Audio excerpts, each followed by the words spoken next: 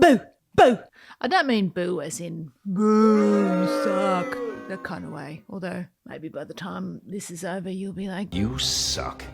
Quite a lot. Time will tell. Today we're going to talk about the spiritual hauntings and spookings and possessings of a little thing that I wrote called The Objects of My Afflictions.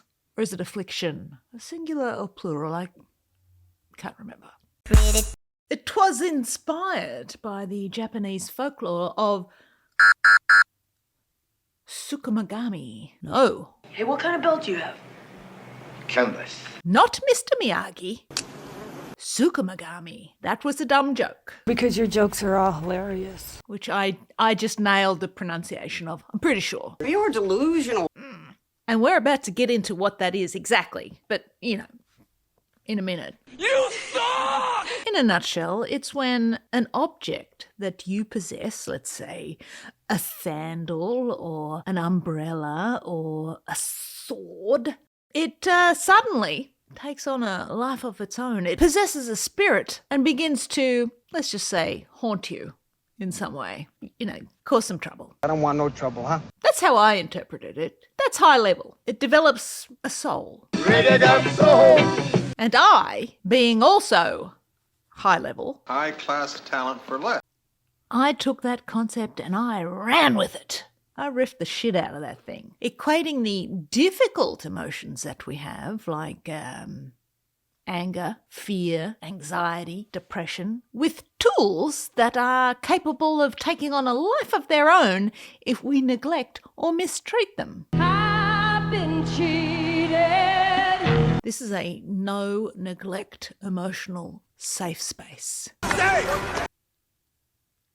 Because if you neglect them and treat them wrong and don't maintain them in any way, they can cause all sorts of trouble. I don't want no trouble. Just like tsukumogami. They can haunt you. They can rattle their chains. They can make noises in the darkness and scare the shit out of you. But only if you let them. They're tools. So not only have you got to learn how to use them, you got to maintain them. Keep them sharp. Keep them well lubricated. That, my friends, was the too long, didn't read summary. Glad we got that cleared up. I guess we're done here. No. I mean, you can leave if you want. No. You probably already have. Let's talk words I can't pronounce. Language is hard. Forgive me. I'm apologising in advance, asking for your forgiveness for the probable frequent mispronunciations of Japanese words like tsukumogami. You made that joke already. Cut it out.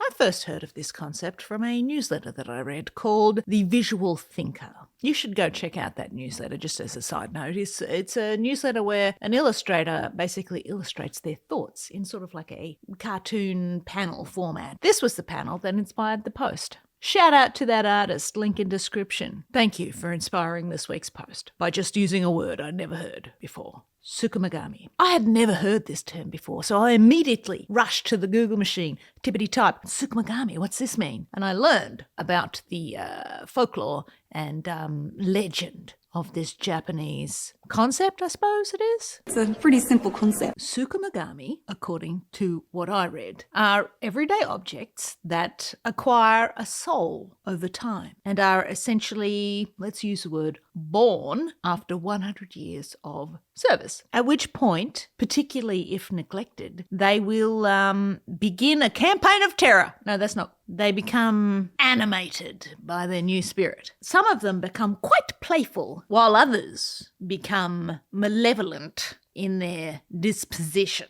I don't like you. They seek revenge in some way. Some are just annoying, they play pranks on you and hide your stuff while you're not looking, or just make weird noises that you don't know where they're coming from. Did you hear that? That's your, your toilet brush playing tricks on you. Although if a toilet brush lived for 100 years, that'd be quite a thing.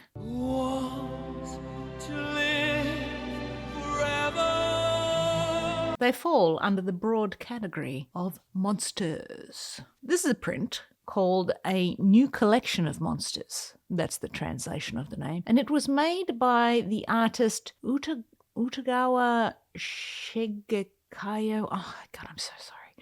Who was active in the years between 1860 to 1890. And according to the Museum of Fine Arts in Boston, where this print resides, it's, and I quote, an example of a toy print Asobii? Ah, damn it.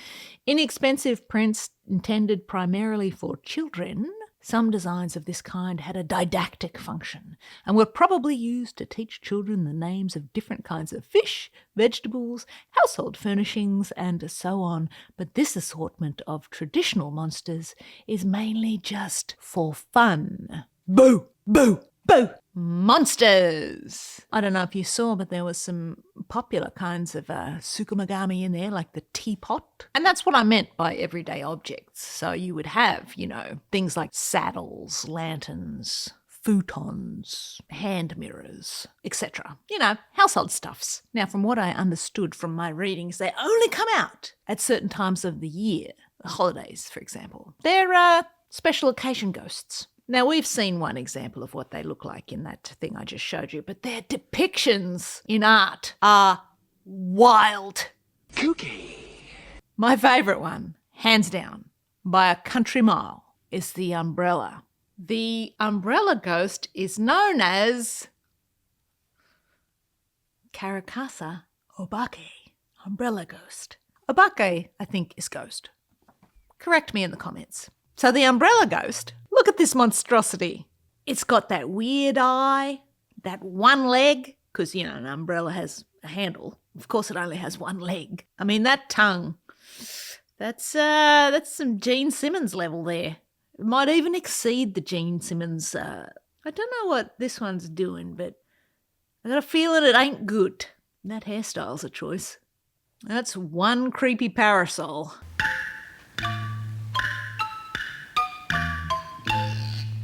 The umbrella ghost reminds me of the leg lamp in Christmas Story. It's a major award. Fragile. It must be Italian. This one's cute. I got it off Reddit. There's no depths of the internet I will not go into. People even get tattoos of it. The umbrella ghost and the lantern, they seem to be the most prevalent. The lantern, which I found to be the scariest depiction. Umbrella's just kooky. The lantern... It's called Chochin Obake, a possessed and often malevolent lantern. Chochin Obake. Look at it. That is not pleasant. I am easily scared, though. I'm such a delicate being. But you get it. There's the ghost sandal. Look at the claws on this one. Anything that's an everyday object, I think, can probably be a tsukumogami. They are artifact demons. Sure, artifact demons, but these things once were tools. What a tool. And it was this concept of tools that you can use upon being neglected or not treated well, turning on you and taking on a life of their own and attempting to take some sort of revenge on us or hurt us in some way. What a tool. That was what I latched onto with this week's post. I think, here's my theory. Let's see if it holds up. All emotions, good and bad, are tools. And for some reason, we often try to suppress the bad ones. It is a tool, a weapon. My argument in the thing that I wrote is it's not so much that they need to be suppressed, they need to be maintained and managed to keep their usefulness. You don't want to neglect them for so long that they suddenly feel like they need to make their presence known and they become like some kind of emotional tsukumogami to haunt you for the rest of your life. Or something like that. In the piece, I used a few examples and sort of applied the concept to emotions. It is a very powerful tool. I had anxiety as a more sort of generalised tsukumogami tool. I'm a tool. I don't think I ever specified what tool that was. I'm a tool. Anxiety is everywhere. I'm a tool. Depression I had as like a possessed saddle that the leather had become cracked and dry from neglect.